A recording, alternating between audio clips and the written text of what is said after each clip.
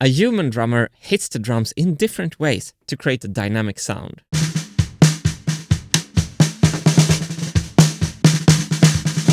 In this example, I'm using hard hits, soft hits, so-called ghost notes, rolls, and rim shots.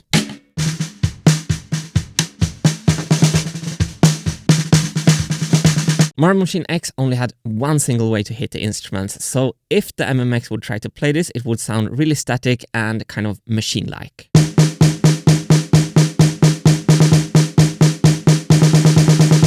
For Marble Machine 3, I have some pretty simple ideas on how to make the machine able to play more human-like and have a much deeper palette of musical expressions.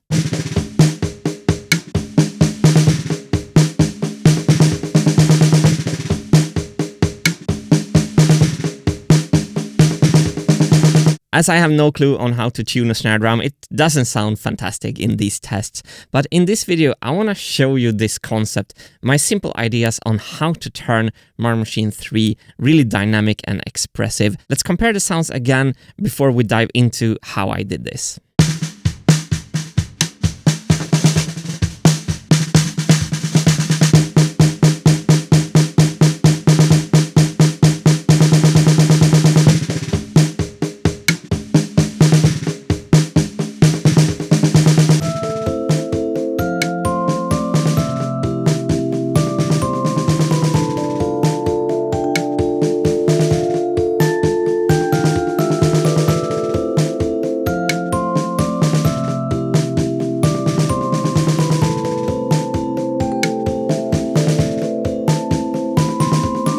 So here's the drum loop. Let's categorize the first sound. That's a roll. I'm going to put it on the roll track that I prepared. And these two are ghost notes. This one, that's just a hard hit. This one is the rim. Now when we've broken this down, we can start recreating this on a marble machine. So let's start with the simple hits that have different hardnesses. Newton made the famous equation, larger marble equals louder snare drum hit. So let's start with trying different sized marbles. I'm going to try with a 20mm steel marble, a 16mm steel marble, an 11mm steel marble, and then I didn't have smaller ones, so I tried some different lighter ones. So first of all, a wooden marble, and then this werewolf marble from my vampire set of glass marbles. Then an M5 lock nut, a chickpea, last and least a kidney bean.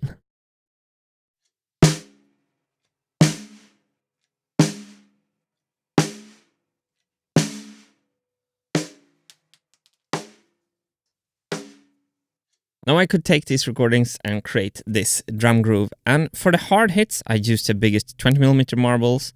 And then for these middle hits, I used the 12mm marble. And for the ghost note, I used the M5 lock nut. So without the roll and the rim, it sounds like this.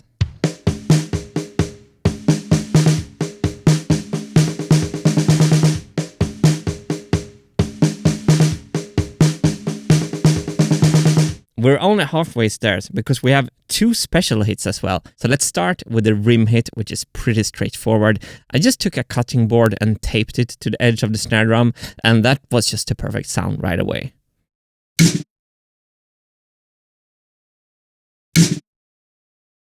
So now we can add the rim hit to the loop.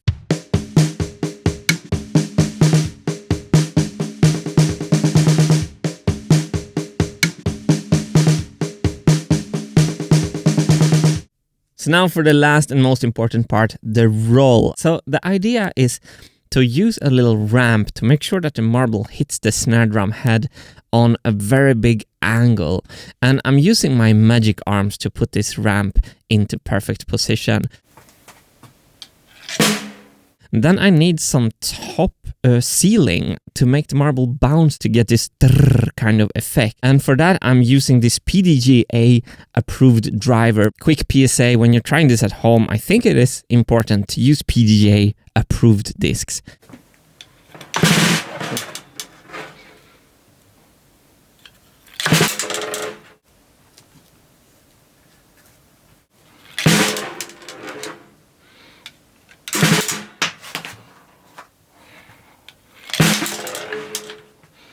And then I needed a little off-ramp for the marble to clear the edge.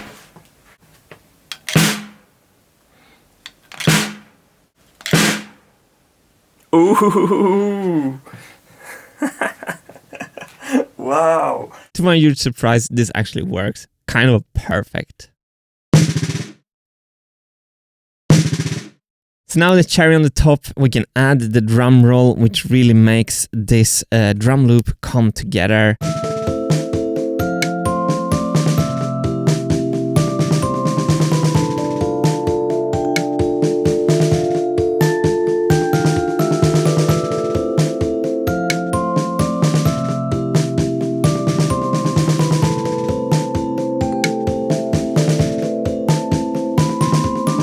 I measured out on the snare drum kind of how broad the marble gates could be, and I also think there's a version where we aim the marbles towards the center of the snare drum because the sound is a little bit better there, so perhaps we don't spread them out in a straight line, but that's all to figure out later. I just mainly wanted to communicate my idea, and I think for the bass I won't need different volumes. For the other drums, definitely. For the vibraphone, I don't think I can do that. For the vibraphone, I think it makes more sense to slide in some kind of dampening blanket. I'm gonna use my Vampire marble kit here. Imagine you have a blanket in several layers like this. And the further you slide it in where the marbles are hitting, the more dampening you have. So in that way, you can kind of muffle the sound of the marbles hitting the vibraphone and make the vibraphone softer and more quiet. And then you can remove the fabric and get a full volume, all with only one size of marble.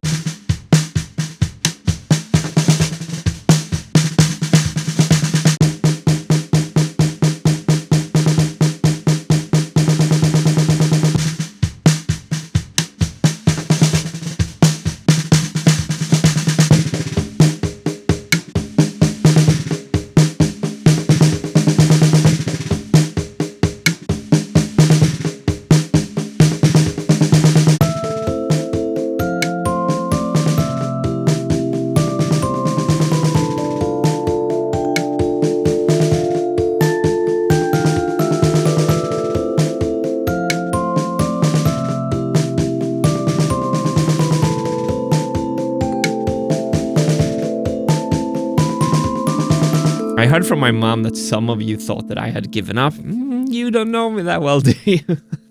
I'm like Dingley Run in Game 12. I don't know when to quit.